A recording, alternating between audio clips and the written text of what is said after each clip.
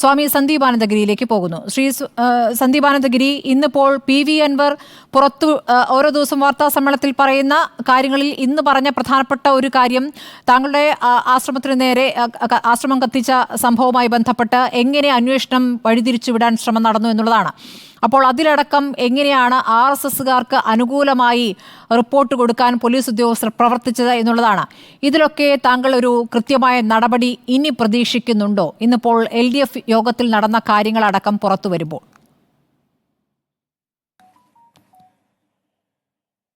അല്ല, ഇതിന് തീർച്ചയായിട്ടും ഇതിലൊരു അന്വേഷണം പ്രഖ്യാപിച്ചിട്ടുണ്ട്, അല്ലെങ്കിൽ അന്വേഷണം നടന്നുകൊണ്ടിരിക്കുന്നുണ്ട്. ഓൾറെഡി അന്വേഷണം DGPയുടെ നേതൃത്വത്തിൽ DGPയുടെ നേതൃത്വത്തിലാണെന്ന് തോന്നുന്നുണ്ട്.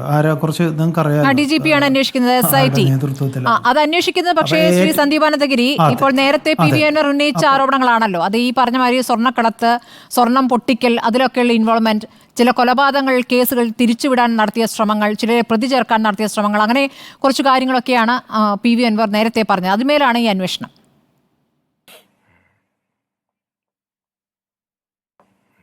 അതെ, അപ്പോൾ ഇനിയിപ്പോൾ ഇതിനെക്കുറിച്ചുള്ള അന്വേഷണം വരുമായിരിക്കാം. തീർച്ചയായിട്ടും നമുക്ക് പ്രതീക്ഷയൊക്കെ ഉണ്ട്. പ്രതീക്ഷയൊന്നും നഷ്ടപ്പെട്ടിട്ടില്ല. കാരണം ഇവരെയൊക്കെ പിടിച്ചു, ഇത്രയൊക്കെ സമ്മർദ്ദങ്ങൾ ഉണ്ടായിട്ടും പുതിയ ക്രൈംബ്രാഞ്ചിലെ ഒരു മിടുക്കന്മാരായിട്ടുള്ള കുറേ ഉദ്യോഗസ്ഥന്മാർ, പോലീസ് സേനയിൽ എല്ലാവരും ഇങ്ങനെയാണെന്നുള്ളൊരു അഭിപ്രായം നമുക്കില്ല. കുറച്ച് ചില പുഴുക്കുത്തുകൾ, ആ പുഴുക്കുത്തിനെ കുറിച്ചാണ് നമ്മൾ. ഒരു പുഴുക്കുത്താണ് ഈ പറഞ്ഞ എന്താ പറയുക, റിട്ടയറായ ഉടനെ ലോക്സഭ ഇലക്ഷൻ്റെ സമയത്ത് BJPയുടെ ഷാളും പുതച്ച്, നമ്മുടെ അന്വേഷണ ഉദ്യോഗസ്ഥനാണ്, ഷാളും പുതച്ച് ബൂത്ത് ഏജൻ്റ് ആയിട്ട് ഇരിക്കുന്നു. ഒന്ന് ആലോചിച്ച് നോക്കണേ, ബൂത്ത് ഏജൻ്റ് ആയിട്ട് ഇരിക്കുന്നത്. അപ്പോൾ പിന്നെ സെൻകുമാർ മുതലായിട്ടുള്ളവരുടെയൊക്കെ ഇത് നമ്മുടെ മുന്നിലുണ്ടല്ലോ.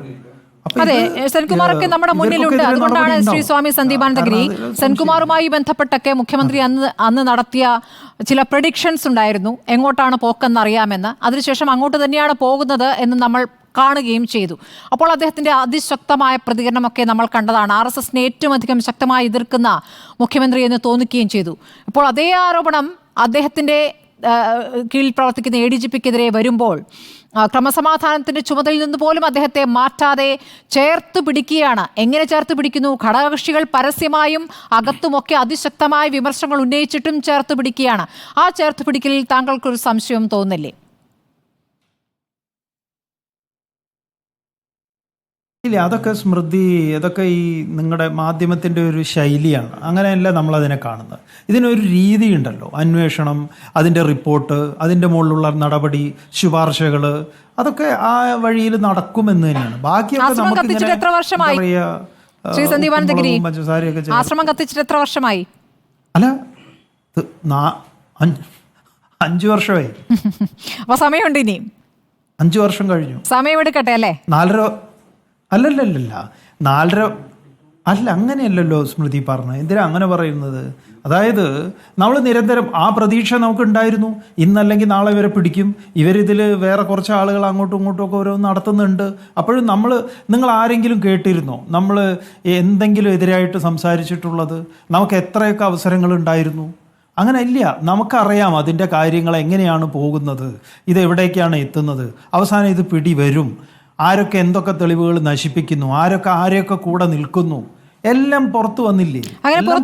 അങ്ങനെ പുറത്തു വരുമ്പോൾ ADGP RSS നേതാക്കളെ കണ്ടുവന്ന ഇന്റലിജൻസ് റിപ്പോർട്ട് പൂഴ്ത്തിയത് P. ശശിയാണ്, മുഖ്യമന്ത്രിയുടെ പൊളിറ്റിക്കൽ സെക്രട്ടറിയാണ് എന്ന ആരോപണമാണ് ഇന്ന് PV അൻവർ ഉന്നയിച്ചത്. P. ശശിയുമായി ബന്ധപ്പെട്ട് പരാതികൾ എഴുതി തന്നിട്ടില്ല എന്നാണ് നേരത്തെ പാർട്ടി സെക്രട്ടറി ആയാലും നേരത്തെ പാർട്ടി വൃത്തങ്ങളായാലും പറഞ്ഞിരുന്നത്. പക്ഷേ ഇപ്പോൾ പരാതി എഴുതി കൊടുക്കാൻ അദ്ദേഹം പോവുകയാണ്. നടപടി പ്രതീക്ഷിക്കുന്നുണ്ടോ? സ്മൃതി, ഇത്തരം ചോദ്യങ്ങൾ നമ്മളോട് ചോദിക്കുന്നതിൽ എന്ത് സാങ്കത്യമാണുള്ളത്? ഒന്ന്, നമ്മളൊരു രാഷ്ട്രീയക്കാരനായിരിക്കണം, അല്ലെങ്കിൽ ഈ ഇടതുപക്ഷത്തിന്റെ പ്രതിനിധിയായിട്ട്, അല്ലെങ്കിൽ ഞാനത് ചോദിച്ചത് മനഃപൂർവ്വം തന്നെയാണ് ശ്രീ സന്ദീപാനന്ദഗിരി. കാരണം താങ്കൾ രാഷ്ട്രീയമായി നിലപാടുള്ള വ്യക്തിയാണ്. സാധാരണ സന്യാസിമാരുടെ രൂപത്തിലല്ല താങ്കൾ രാഷ്ട്രീയമായി നിലപാട് അറിയിച്ചിട്ടുള്ള വ്യക്തിയാണ്.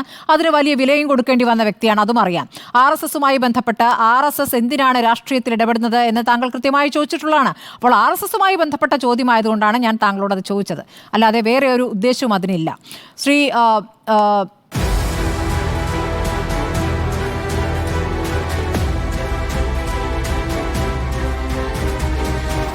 Debate with Smruthy Paruthikad.